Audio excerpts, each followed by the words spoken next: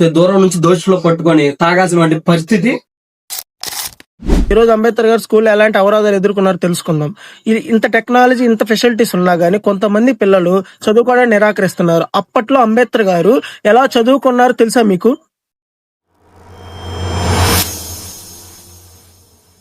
అంబేద్కర్ గారు కేవలం దళిత కుటుంబంలో పుట్టారన్న కారణం చేత మాత్రమే క్లాస్ రూమ్ లోకి రానిచ్చారు కాదు. అలాంటి అంబేద్కర్ గారు బయట పక్క తలుపు దగ్గర కూర్చొని పాఠాలు వినేవారు. అప్పట్లో స్కూల్లో తాగడానికి వాటర్ ఉండేది, కానీ అంబేద్కర్ గారు తాగడానికి ఉండేది కాదు. ఒకవేళ అంబేద్కర్ గారికి తాగాలనిపిస్తే ఒక అగ్రకులానికి చెందినటువంటి ఒక ప్యూను వచ్చి పొడవాటి గెరిటతో వాటర్ పోస్తే దూరం నుంచి దోషులో పట్టుకొని తాగాల్సిన పరిస్థితి అప్పట్లో ఉండేది.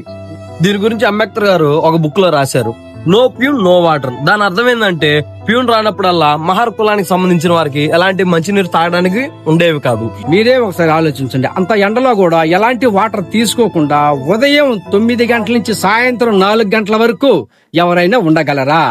అలా ఉండాడు కాబట్టే ఆయన మహానుభావుడు అయ్యాడు. ఆయనే మన డాక్టర్ బిఆర్ అంబేద్కర్ గారు.